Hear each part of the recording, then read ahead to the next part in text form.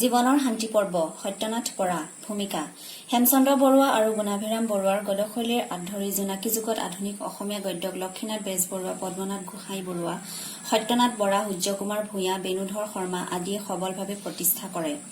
বিশেষকৈ গদ্য সাহিত্যৰ উপন্যাস, চুটিগল্প, প্ৰবন্ধ, সমালোচনা, ৰম্যৰচনা আদিয়ে গা কৰি উঠে। প্ৰবন্ধ সাহিত্যৰ ক্ষেত্ৰত সত্যনাথ বৰাৰ নাম চিৰস্মৰণীয়। তেখেতৰ প্ৰতিটো প্ৰবন্ধৰ ভাৱ, ভাষা আৰু বিষয়বস্তুৰ তাৎপৰ্য সঁচাকৈ মন কৰিবলগীয়া।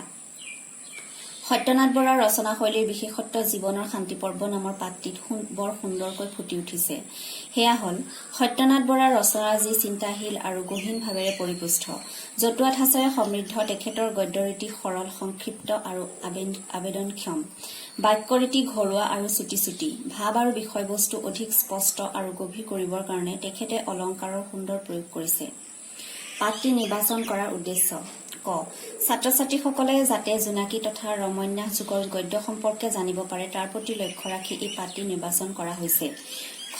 বিশিষ্ট লেখক, চিন্তাশীল প্ৰবন্ধকাৰ সত্যনাথ বৰাদেৱৰ চহকী লেখাৰ সৈতে ছাত্ৰ-ছাত্ৰীসকলক পৰিচয় কৰি দিয়া পাঠটিৰ এক উল্লেখযোগ্য উদ্দেশ্য। গ. সত্যনাথ বৰাৰ জীৱনৰ শান্তি পৰ্ব নামৰ পাঠটিৰ জৰিয়তে মানুহে জীৱনত কিদৰে অন্তহীন হাবিয়াস বাদ দি শান্তি লাভ কৰিব পাৰে সেই কথাৰ আভাস দিয়াটো এই পাঠটিৰ আন এক উদ্দেশ্য। খ.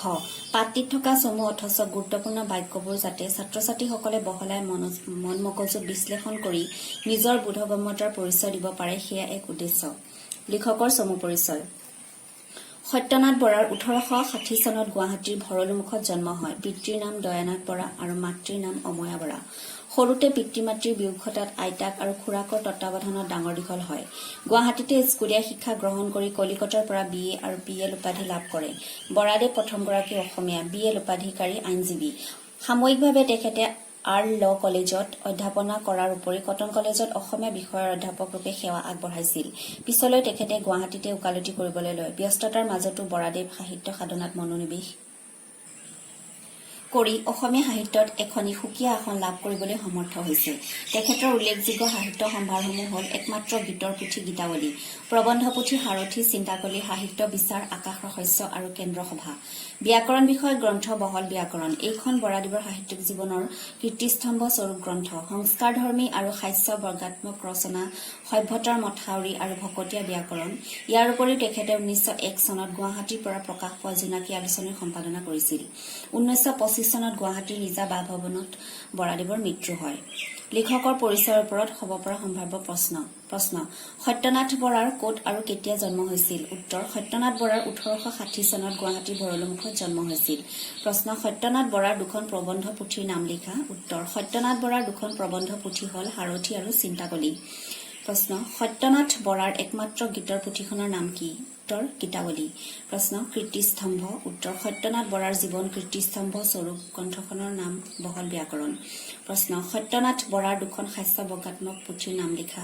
উত্তৰ: সত্যনাথ বৰাৰ দুখন হাস্য ব্যংগাত্মক পুথিৰ নাম হ'ল সভ্যতাৰ মথাউৰি আৰু ভকতীয়া ব্যাকৰণ। মূল পাঠ: সিপাৰলৈ যাওঁ বুলি নাও মেলিলো, পাৰ এৰিলত বতাহৰ আগ পেলালে, ভাবিছিলো ই কুৰুৱা বতাহ, নাবাঢ়ে আৰু বাঢ়িলেও নৌ বাঢ়িবলৈ পাওঁতেই সিপাৰ চাপিমগৈ। নৈ বৰ বহল, ইপাৰৰ পৰা সিপাৰলৈ মনিব নোৱাৰি। বতাহ অনুক্ৰমে ডাঙৰ হবলৈ ধৰিলে। নৈ পানীৰো নাচন উঠিল। জয় জয়তে সৰু ফুটীয়া ঢৌ উঠি নাৱেৰে সৈতে ধেমালি পাতিলে। পিছত বতাহৰ বেগ টান হ'ল, নাৱৰ পৰাই মানুহ উৰুৱাব খোজে। নৈও একেবাৰে উদ্বাউল হৈ পৰিল। সৰু ফুটীয়া ঢৌৰ কলেবৰ ডাঙৰ হ'ল আৰু একোটা টিলা পৰ্বতৰ মূৰ্তি ধৰি শুকাই খেদি আহিবলৈ ধৰিলে। নাৱে শেষত থৰকাচুটি এৰিলে। এবাৰ আকাশলৈ উঠে, এবাৰ পাতাললৈ যায় আৰু ঢৌৰ টিঙত উঠি নৈৰ ৰেখ-ৰূপ চায়। বতাহৰ গোজৰণি, নৈৰ খলকনি আৰু নাৱৰ নাচেনে এক প্ৰলয় মিলাই দিলে। মই তেতিয়া কি কৰিছিলো মনত নপৰে, কেৱল মনত পৰে নাওখন আৰু নৈখন। নৈখন যেন এখন জুই লগা হাবিয়নী আৰু নাওখন যেন ফেঁচু চৰাইহে। হাবিয়নীত জুই লাগিলে ফেঁচুৰ ৰঙৰ সীমা নাই, সি বলিয়া হৈ পৰে আৰু জুইৰ ওপৰে ওপৰে নাচি ফুৰে। আমাৰ নাওখনো যেন ঢৌৰ ওপৰে ওপৰে নাচি ফুৰিছে। এইদৰে কিমান পৰ আছিল ক'ব নোৱাৰো। তেতিয়া এযুগ যেন লাগিছিল।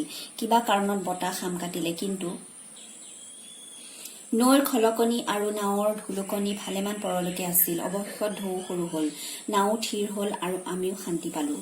উক্ত দফাটিৰ পাঠভিত্তিক শব্দাৰ্থ: কুৰুৱা বতাহ, পূব দিশৰ পৰা বলা বতাহ, নৌ নোহোৱা, মনিব দেখা জয় জয়তে আৰম্ভণিতে সৰুফুটীয়া সৰু আকৃতিৰ হুহাই বেগাই লৰালৰিকৈ থৰকা চিটি বিবুদ্ধি হোৱা বিতত হোৱা বলিয়া কব নোৱাৰা হোৱা এযুগ দীঘলীয়া সময় হাম কমি যোৱা ধুলুকনি হেন্দুলনি আলোচনা ইয়াত লেখকে মানৱ জীৱনৰ তিনিওটা কালৰ অৱস্থা নাও এখনৰে বিপদ সংকুল নৈ এখন পাৰ হোৱা কথাৰে অৱতাৰণা কৰিছে। নৈৰ মাজত ঢৌ ধুমুহাই কিদৰে লিখকক অৰ্থাৎ মানুহক হাৰাশাস্তি কৰে সেয়া বৰ্ণনা কৰিছে। পাঠৰ পৰৱৰ্তী কথাখিনি প্ৰতীকী অৰ্থত ইয়াতে অৱতাৰণা কৰা হৈছে। দফাটিত হ'ব পৰা সম্ভাৱ্য প্ৰশ্ন নৈখন যেন এখন জুই লগা হাবিয়নী আৰু নাওখন যেন ফেঁচু চৰাইহে লিখকে কি প্ৰসংগত এই কথাখিনি অৱতাৰণা কৰিছে। উত্তৰ লিখক সত্যনাথ বৰাদেৱে মানুহৰ জীৱন প্ৰবাহক এখন নৈ আৰু জীৱনটোক এখন নাৱৰ লগত তুলনা কৰিছে। এই প্ৰবাহ জুই লগা হাবিয়নীৰ দৰে ভয়াৱহ আৰু নাওখন অৰ্থাৎ জীৱ জুই লগা হাবিয়নীৰ ওপৰত নাচি নাচি উৰি ফুৰা ফেঁচু চৰাইৰ দৰে অজ্ঞ আৰু নিৰ্বোধ। হাবিয়নীত জুই লাগিলে সাময়িক উত্তেজনাত ফেঁচু চৰাইৰ আনন্দৰ সীমা নাইকিয়া হয়। ভৱিষ্যতৰ বিপদৰ প্ৰতি তাৰ সামান্যতমো ভূক্ষেপ নাথাকে। জীৱইও একেদৰে কাম ক্ৰোধ লোভ মোহ আদি প্ৰবৃত্তিসমূহৰ বশ হৈ জীৱনৰ আনন্দ উপভোগ কৰিব বিচাৰে। সেই আনন্দৰ ক্ষণস্থায়িত্ব আৰু কুফল সম্পৰ্কে ভাবিবলৈ জীৱৰ তেতিয়া আহৰি নাথাকে। মূল পাঠ মোৰ জীৱনটো এইদৰে ঢৌত পৰিছিল। নৌৰ ঢৌ সামান্য মোৰ জীৱটো যি ঢৌত পৰিছিল তাৰ লগতে ৰিজালে সেই ঢৌ লেখত ধৰিবলগীয়া নহয়। লোভ মোহকে আদি কৰি ছটা পিশাচে মোক জীৱনৰ আদিতে লগ ধৰিলে। লগ ধৰি যিটো প্ৰলয় ধুমুহা তুলি দিলে মন সাগৰত একেবাৰে তোলপাৰ লাগি গল। একো একো ঢৌ হিমালয় সদৃশ তাৰ গৰ্জন তাৰ আস্ফালন দেখি জীৱ ভয়ত বিতত হৈ পৰিল। ঢৌৰ কোবত সি এবাৰ হামখুৰি খাই খাই পৰে, এবাৰ চিত হৈ পৰে, এবাৰ সিমূৰলৈ বাগৰি যায়, এবাৰ ইমূৰলৈ বাগৰি আহে। এইদৰে নিকৰুণ পিশাচকেইটাই মোৰ নিমাখিত নিচলা জীৱটোক জুলুকি জুলুকিকৈ শিকালে। মই যদি মানুহৰ পোৱালি হওঁ এই শিকনি মই কেতিয়াও নাপাহৰো। সিহঁতৰ কিল টাঙোন সিহঁতৰ চৰ খকৰা মুকুটি পাহৰিবলগীয়া বস্তু নহয়। সিহঁতে মোক কি নকৰিলে, সিহঁতৰ চমতাৰ কোব সিহঁতৰ বাহৰ চেপা ইপুৰীৰ কথাকে নকওঁ সিপুৰীত যে পাহৰিম এনে কথাও হ'ব নোৱাৰে। উপজীৱৰ দিন ধৰি এই শাস্তি উপজীৱৰ দিন ধৰি এই ধুমুহা সাগৰৰ পাৰৰ বালিৰ নিচিনা দিনে নিশাই ঢৌৰ ঢোপালনি মুকলি বকৰাণীৰ গছৰ নিচিনা ধুমুহাৰ মহাৰণি খাওঁতে খাওঁতে মোৰ জীৱ লালকাল দিলে। জীৱ যাই যেন পাইছিলো, কিন্তু এনে জীৱ যে সেইবোৰ সহিও জীয়াই আছে এনেকুৱা ধুমুহাত পৰি ককবকাই ফুৰাতকৈ ডিঙা বুৰি সাগৰত পৰাও ভাল। সাগৰৰ ঢৌৱে হয় একেবাৰে হাং কৰে নাইবা কোবাই নি তোমাক পাৰত লগাই দিয়ে, কিন্তু মন সাগৰৰ ঢৌ তেনে নহয়। ই জিও নামাৰে পাৰতো লগাই নিদিয়ে, কেৱল অৰ পৰা কোবাই তলৈ নিয়ে আৰু তোৰ পৰা কোবাই অলৈ আনে। উপজীৱৰ পৰা খং খিয়াল কপট কুৎসুত আদি নিদাৰুণ প্ৰবৃত্তিবোৰে মনত যে কিমান আহুৱা আহুকাল অসুখ অশান্তি লগাই আছিল তাৰ লেখ দিবলৈ টান। একোবাৰ ভাবিছিলো নুপুজিলে ভাল আছিল, কিন্তু উপজাত মোৰ হাত নাই। কিয় উপজিলো কব নোৱাৰো। উপজিলেতো উপজিলোৱেই, অকলশৰে উপজিলোহেঁতেন ইমানখিনি অনুশোচনাৰ হেতু নাথাকিলেহেঁতেন। মোৰ লগতে আকৌ উপজিল সেই পিশাচ ছটা। সিহঁত মোৰ লগতে ডাঙৰ দীঘল হল। সিহঁতে মোতে শিকিলে মোতে বিকিলে, মোৰেই খাই মোৰেই আৰি হয়। লৰাকালত সিহঁতে মোৰ ওপৰত যিমান উদ্দগতি কৰিলে সেয়া জোৰে ডেকা কালত আকৌ চাৰিগুণে চৰিল। মই সৰু হৈ থকাত সিহঁতো সৰু আছিল। তেতিয়া সিহঁতৰ বিষ দাঁত গজা নাছিল, খং আছিল খন্তেকীয়া, হিংসা মাথোন দুদিনীয়া, কচুত কপটৰ চকুৱে ফুকোৱা নাছিল। তেতিয়াও সিহঁতে অশান্তি কৰিছিল, কিন্তু সেই অশান্তি চেলাপেটি জোকৰ নিচিনা লেপেট খাই ধৰাবিধৰ নাছিল। তেতিয়া সিহঁত অনুষ্ঠুপীয়া বৈৰী ডাঙৰ হানি কৰিব নোৱাৰিছিল। সিহঁতৰ শাস্তিৰ ভিতৰত চিকুট বাকুটে সাৰ আছিল। মই ভাবিছিলো মই ডেকা বয়সত সোমালে সিহঁতৰ উদ্দগতি অত্যাচাৰ কমি যাব, কিন্তু সেইটো মোৰ ভুল। মোৰ লগতে সিহঁতো ডেকা হৈ উঠিল আৰু 7 গুণ বল বান্ধিলে। তেতিয়াহে সিহঁতৰ উদ্ভণ্ডালি বেছি হল। আগে সিহঁত নিশাটো 7 হৈ আছিল, এতিয়া দিন নিশাৰ চেটভেদ গুচিল। নিশা মোৰ টোপনি আহে, সিহঁতৰ নাহে। মোক শাস্তি দিবলৈ সিহঁত গোটেইটো ৰাতি সাৰে থাকে। সামাজিকতনো সিহঁতে মোক কোনটো শাস্তি দিবলৈ বাকী এৰিছে। একো দিন উচাপ খাই সাৰ পাওঁ যেন মোক বাঘে কি সাপেহে খাবলৈ ধৰিছিল, যেন মই ভয়তে অথিৰ হৈ পৰিছিলো। চোৱাচোন এনেবোৰ ভাং পাতি মোৰ জীৱটোক অকাৰণে ইমান দুখ দিব পায়নে। বাজৰ বৈৰী ভাল, সিহঁতৰ হাতৰ পৰা লৰ মাৰি সাৰিব পাৰি। ইহঁত অজামিল কেতবিলাক জীৱ আছে সিহঁতে ইহঁতক ভয় নকৰে। ইহঁতৰ লগত সুন্দৰ হালিগলি মিতৰালি কৰি সুখে সুকলমে দিন নিয়ায়। সেই জীৱবোৰে ইহঁতৰ কিলক কিল বা চৰক চৰ নবোলে। সিহঁতৰ মানত সেইবোৰ কেৱল মৰমৰ চোকা চুমা। কোনো কোনো বন্দীয়াৰে বন্দীশাল ভাল পায়, তাৰ পৰা উলিয়াই দিলে ওলাই যাবলৈ মান্তি নহয়। এই শ্ৰেণীৰ জীৱবিলাক সেই বন্দীয়াৰবিলাকৰ নিচিনা নেকি? আন জীৱবিলাক যেনেকৈ বা নহওক, মোৰ জীৱটো তেনেকুৱা নহয়। তেনেকুৱা হলে ভাল পালোহেঁতেন। মোৰ পক্ষে কিলবোৰ কিল চুমা নহয়, সেই কিলত মোৰ হাড় জুনজুনীয়া হল। উক্ত দফাটিৰ পাঠভিত্তিক শব্দাৰ্থ: আস্ফালন, আফাল, আচাৰ, কোব, পিতত, অজ্ঞান, অচেতন। জুলুকি, জুলুকিকৈ, বেছিকৈ, সৰকা শুকুতি, হাতমুঠি মাৰি মুখ বা গালত কৰা আঘাত। বকৰানি, জাবৰ জোথৰ পেলোৱা ঠাই। ধোপালনি, ওপৰত উঠি দেও দিয়া কাৰ্য, সাং কৰে, শেষ কৰে। কৰ্পট কুৎসুত, আনৰ অনিষ্ট সাধন কৰিবলৈ মনতে কৰা চিন্তা। নিদাৰুণ, কঠোৰ, লেখ, হিচাপ। উদ্দহতি, অত্যাচাৰ কৰা, কষ্ট দিয়া। ফুকুৱা, গজা, চেলাপেটি, গাত লাগিলে সোনকালে এৰাব নোৱাৰা এবিধ পানীজোক। বৈৰী, শত্ৰু। বাকুহ, আচুৰি, ক্ষত কৰা। হাত, শান্ত। সামাজিক, সপোন। বাজৰ, বাহিৰৰ। লৰ, দৌৰ। সৰিল, গৰিল, মিলামিছা। বন্দীয়াৰ, কয়দী। জুনজুনীয়া, ভাগু ভাগু। আলোচনা: ইয়াত কাম, ক্ৰোধ, লোভ, মোহ, মদ বা অহংকাৰ আৰু মাৎসৰ্য বা হিংসা এই ছয় ৰিপুৰ তাড়নাত পৰি কিদৰে মানুহে জীৱনত কষ্ট ভোগ কৰিবলগীয়া হয় সেই কথা সুন্দৰকৈ বৰ্ণনা কৰিছে। এই ছয় ৰিপু মানুহে জন্মতে লগত লৈ আহে। ফলত আমাৰ বয়স বৃদ্ধি হৈ ডেকাকালত উপনীত হোৱাৰ লগে লগে ইঙতো শক্তিশালী হৈ উঠে আৰু দিন ৰাতিৰ ছেদ ভেদ নোহোৱাকৈ আমাক আক্ৰমণ কৰি জীৱনৰ জীয়াটো ভোগায়। অৱশ্যে কিছু সংখ্যক লোক আছে যিসকলে লোভ মোহৰ অত্যাচাৰক অত্যাচাৰ বা শাস্তি বুলি নাভাবে। তেওঁলোকৰ কাৰণে এইবোৰ তেনেই সহজ কথা। কিন্তু বিবেকাধীন লোকসকলে ছয় ৰিপুৰ অত্যাচাৰক অত্যাচাৰ বা শাস্তি বুলি বিবেচনা কৰে। দফাটিত হ'ব পৰা সম্ভাৱ্য প্ৰশ্ন: মোৰ লগতে আকৌ উপজিল সেই পিশাচ ছটা। ইয়াত সেই পিশাচ ছটা বুলি কাৰ কথা কোৱা হৈছে? উত্তৰ: সেই পিশাচ ছটাৰ জৰিয়তে আমাৰ জীৱনৰ ছয় ৰিপু অৰ্থাৎ কাম, ক্ৰোধ, লোভ, মোহ, মদ বা অহংকাৰ আৰু মাৎসৰ্য বা হিংসাৰ কথা কোৱা হৈছে। প্ৰশ্ন: চমুটোকা লিখা অজামিল। উত্তৰ: পুৰাণত বৰ্ণিত কাণ্যকুব্জৰ এজন মহাপাপী ব্ৰাহ্মণ। তেওঁ এজন বেশ্যাত পতিত হৈ এটি এটিকৈ 9টা পুত্ৰ সন্তান জন্ম দিয়ে। মহাপাপত নিমজ্জিত অজামিলৰ আয়ুস ক্ষয় হোৱাত যমদূতে তেওঁক নিবলৈ আহে। মৃত্যুৰ আগমুহূৰ্তত নৱম পুত্ৰ নাৰায়ণৰ নামৰে হলেও ভগৱানৰ নাম লোৱাত তেওঁ সকলো পাপৰ পৰা মুক্ত হয়। পাঠটিত অজামিল শব্দই মহাপাপী বা জাতিকুলৰ বিচাৰ নকৰা অৰ্থ প্ৰকাশ কৰিছে। মূল পাঠ: লোভ মোহৰে বা দোষ কি? সিহঁতৰ কথামতে চলিলেতো সিহঁতে শোকতাও নুবোলে। সিহঁতৰ মতে চলিব নোৱাৰো কিয়? সেইটো কাৰ দোষ, মোৰ নে আন কাৰোবাৰ? মই কওঁ মোৰ নহয়, আন এজনৰ লুকাই থকা এজনৰ দোষ। মই সিহঁতৰ পাছ ধৰিলে লুকাই থকাজনে হাক দিয়ে আৰু কয় হেনো মোক সিহঁতে ভুৰুকিয়াই খালত পেলাবৰ দিশা কৰিছে। এনে কথা শুনিলে ভয় লাগে। ভয় লাগিলে নাযাওঁ, নগলেও কিল আহুৱা অশান্তি কেতিয়াবা লুকাই থকাজনৰ হাকলৈ আওকাণ কৰি যাওঁ। তেতিয়া কিন্তু কথা আৰু টান হয়। লোভ মোহৰ শাস্তি সহিব পাৰি, কিন্তু লুকাই থকাজনৰ শাস্তি সহিবলৈ টান। তাৰ শাস্তি জুই। কেনে জুই? যি জুয়ে কেৱল পুৰে, ছাই নকৰে। অনন্ত চটফটনি, অনন্ত ধৰফৰণি। এবাৰ গমি চোৱা কি বিষম সমস্যা। কোনফালে যাম? লোভৰ বাটে গলে লুকাই থকাজনৰ জগৰ আৰু তাৰ বাটে গলে লোভৰ জগৰ লাগে। মই মাজত পৰি মৰিলো। এনে দুধুৰ মুধুৰত মোক কোনে পেলাই দিছিল? এই অৱস্থাৰ অন্ত আছে বুলি ভবা নাছিলো, কিন্তু অমৃত বাতৰি ইয়াৰ অন্ত আছে। এতিয়া শুৱনি পাৰ দেখা দিছে। লুকাই থকাজনৰ খিতাপ কিবা কাৰণত ডাঙৰ হল। লোভ মোহ তাৰ আগত জয় পৰিবলৈ ধৰিছে। সিহঁতৰ সেই উদ্দহতি, সেই উদ্ভণ্ডালি নাই। অশান্তিৰ সাগৰত শান্তিময় মাজুলীয়ে দেখা দিছে। আগে লুকাই থকাজনৰ খিতাপ নাজানিছিলো। তেওঁ চক্ৰৱৰ্তী ৰজা। আদিৰ পৰা সেই ৰজাৰ শৰণ ললে মই ইমানখিনি দুখ ভুঞ্জিব নালাগিলেহেঁতেন। সেই শান্তিৰ সফুৰা ইমান দিন কিয় চিনাকি নিদিছিলা? লোভ বা মোহ পিশাচৰ কথা ধৰি অকথাত চলিলে শাস্তি দিছিলে।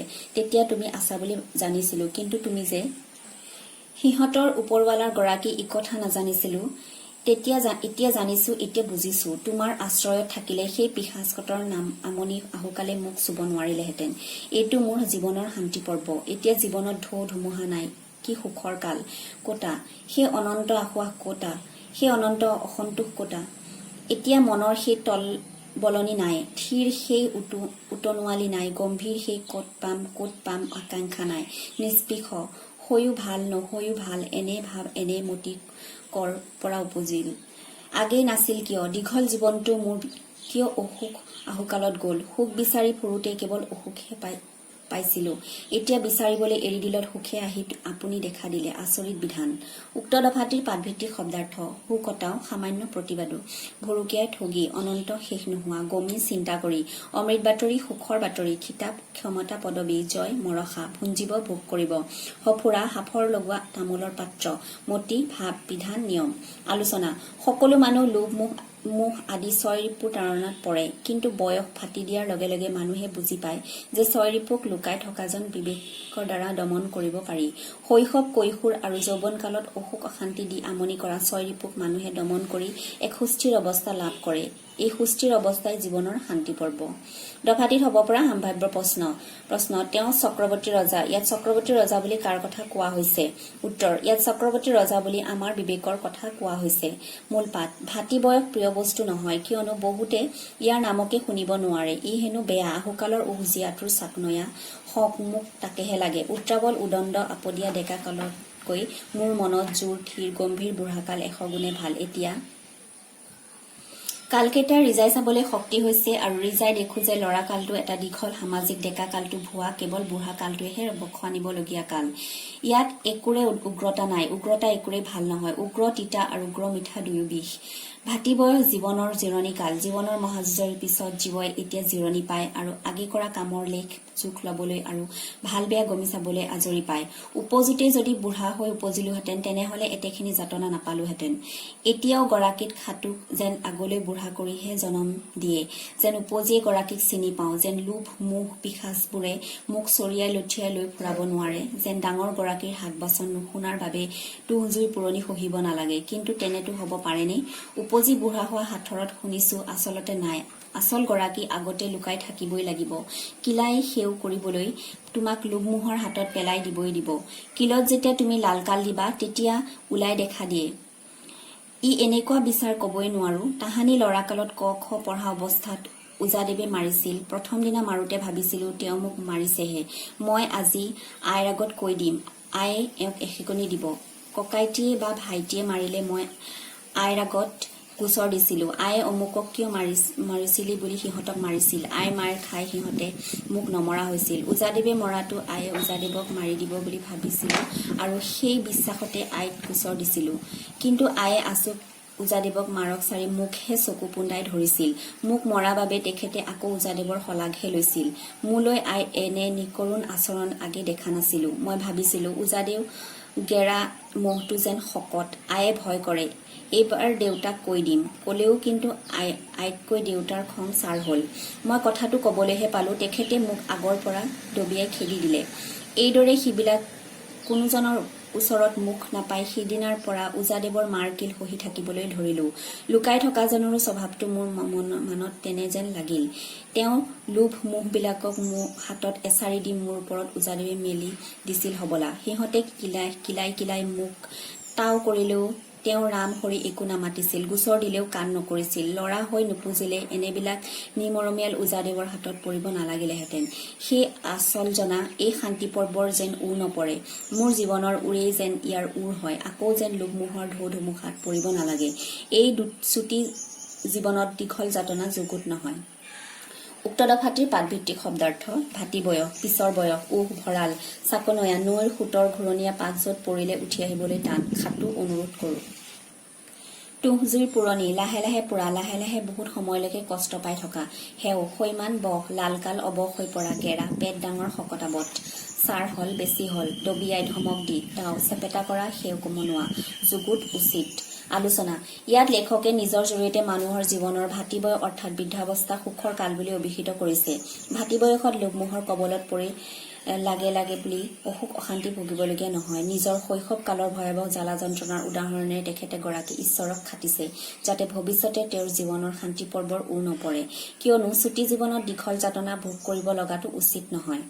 দফাটিত হ'ব পৰা সম্ভাৱ্য প্ৰশ্ন পাঠভিত্তিক আৰ্ষী প্ৰশ্ন চমুটকা লিখা শান্তি পৰ্ব উত্তৰ মহাভাৰতৰ আদৰ্শ পৰ্ব কুৰুক্ষেত্ৰ যুদ্ধৰ সামৰণিৰ পিছত নিজৰ আত্মীয় স্বজন বধৰ কথা ভাবি যুধিষ্ঠিৰৰ মন ব্যথাত ভৰি পৰে যুধিষ্ঠিৰৰ ব্যথা ভৰা হৃদয় মন শান্ত কৰিবৰ নিমিত্তে সৰসজ্জাহাই পিতামহ ভীষ্মই দিয়া নানান উপদেশ বাণী এই শান্তি পৰ্বত প্ৰকাশিত হৈছে প্ৰশ্ন পাঠটো লেখকে কিয় জীৱনৰ শান্তি পৰ্ব নামেৰে নামকৰণ কৰিছে জীৱনৰ কোনছোৱা কালক কিয় তেওঁ শান্তি পৰ্ব বুলিছে উত্তৰ মহাভাৰতৰ আদৰ্শ পৰ্ব শান্তি পৰ্বৰ তাৎপৰ্যৰ লগত সংগতি ৰাখি পাত্ৰীৰ মাজত মানুহৰ জীৱনৰ বৃদ্ধ কালছোৱাৰ গুণানুকীৰ্তন কৰি লিখকে পাঠটোৰ নাম জীৱনৰ শান্তি পৰ্ব নামেৰে নামকৰণ কৰিছে জীৱনত বুঢ়া কালছোৱাক লিখকে শান্তি পৰ্ব বুলিছে কুৰুক্ষেত্ৰ যুদ্ধৰ সামৰণিৰ পিছত যুধিষ্ঠিৰৰ ব্যথা ভৰা হৃদয় মন শান্ত কৰিবৰ নিমিত্তে সৰসজ্জা হেই পিতামহ ভীষ্মই দিয়া নানান উপদেশ বাণী শান্তি পৰ্বত বিবৃত হৈছে অৰ্থাৎ শান্তি পৰ্বত কুৰুক্ষেত্ৰ যুদ্ধৰ বিৰাট ভয়াৱহ ৰূপৰ পৰিৱৰ্তে শান্তিৰ বাণীহে আছে একেদৰে মানুহৰ জীৱনৰো লৰাকালত যন্ত্ৰণাৰ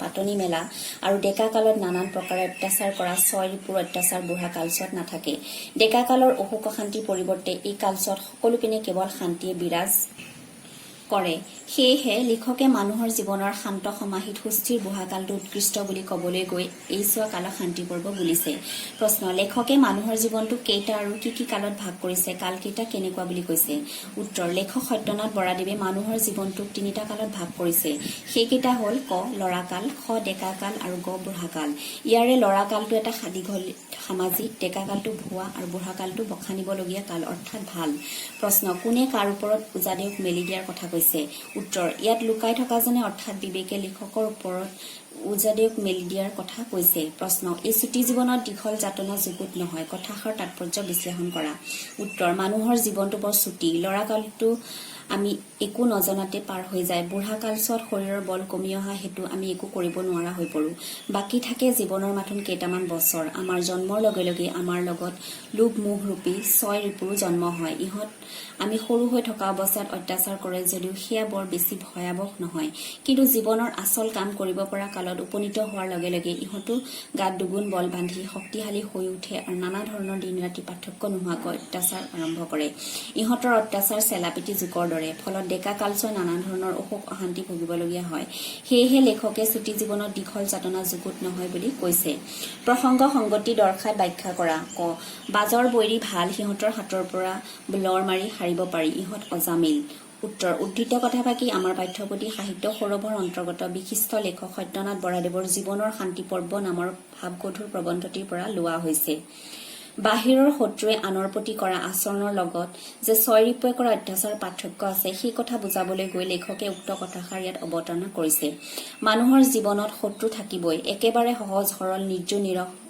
নিৰহংকাৰী সৰ্বগুণেৰে গুণী জ্ঞানীজনৰো শত্ৰু থাকে শত্ৰু সাধাৰণতে দুই ধৰণৰ এচাম বাহিৰৰ আৰু আন এচাম ভিতৰৰ বাহিৰৰ শত্ৰুৱে দেখাদেখিকৈ আক্ৰমণ কৰে ফলত ইহঁতক চিনাক্ত কৰিব পাৰি এই শ্ৰেণীৰ শত্ৰুৱে আক্ৰমণ বা অত্যাচাৰ কৰিবলৈ আহিলে আমি লৰ মাৰি পলাব পাৰো বা সাৱধানতা অৱলম্বন কৰিব পাৰো কিন্তু আমাৰ লগতে থকা ছয় ৰিপু আমাৰ ভিতৰৰ শত্ৰু ইহঁত বৰ ভয়াৱহ চেলাপেটি জোকৰ দৰে শৈশৱত ইহঁতৰ উৎপাত আৰু অত্যাচাৰ কম হৈ থাকে যদিও আমি ডাঙৰ হৈ অহাৰ লগে লগে ইহঁতো ডাঙৰ হৈ আহে আৰু দিন ৰাতিৰ ছেদ ভেদ নোহোৱাকৈ শত্ৰুতা কৰিবলৈ লয় টোপনিতো নানা ধৰণৰ ভয়াৱহ সপোন দেখুৱাই আমাৰ জীৱনটো হাৰাশাস্তি কৰে কমেও মাৰিব নোৱাৰে বাহিৰৰ শত্ৰুতকৈ এই অজামিল সদৃশ ছয় ৰিপু অৰ্থাৎ কাম ক্ৰোধ লোভ মোহ মদ আৰু মাৎসৰ্য যে বৰ ডাঙৰ শত্ৰু সেই কথা লেখকে বৰ সুন্দৰভাৱে প্ৰকাশ কৰিছে প্ৰসংগৰ সংগতি দৰ্শাই ব্যাখ্যা কৰা ক নৈৰ ঢৌ সামান্য মোৰ জীৱটো যি ঢৌত পৰিছিল তাৰ লগত ৰিজালে সেই ঢৌ লেখত ধৰিবলগীয়া নহয় খ আদিৰে পৰা সেই ৰজাত শৰণ ললে মই ইমানখিনি দুখ ভুঞ্জিব নালাগিলেহেঁতেন গ উগ্ৰ তিতা আৰু মিঠা দুয়ো বিষ খ এই চুটি জীৱনত দীঘল যাতনা যুগুত নহয় পাঠভিত্তিক প্ৰশ্ন কেৱল প্ৰশ্ন থাকিব সৃষ্টিধৰ্মী প্ৰশ্ন কেৱল প্ৰশ্ন থাকিব ব্যাকৰণ বাক্য শুদ্ধ কৰা ক লুকাই থকা জনৰো স্বভাৱটো মোৰ মনত তেনে যেন লাগিল উত্তৰ লুকাই থকা জনৰো স্বভাৱটো মোৰ মনত তেনে যেন লাগিল খ মই আজি গুৱাহাটী যাওঁ উত্তৰ মই আজি গুৱাহাটীলৈ যাওঁ গ ৰাইজসকল আপোনালোকক সেৱা কৰিছো উত্তৰ ৰাইজ আপোনালোকক সেৱা জনাইছো আমি দৈনন্দিন জীৱনত মনৰ ভাৱ প্ৰকাশ কৰিবলৈ বহুতো বাক্য ক'বলগীয়া হয় সেয়েহে বাক্যবোৰৰ প্ৰয়োগ শুদ্ধ হলে ভাল ছাত্ৰ ছাত্ৰীসকলে বিভক্তি কাৰক বচন লিংগ শব্দৰ বিশেষ্য ৰূপ বিশেষণ ৰূপ আদি দিশত সচেতন হলে ভুল হোৱাৰ সম্ভাৱনা নাথাকিব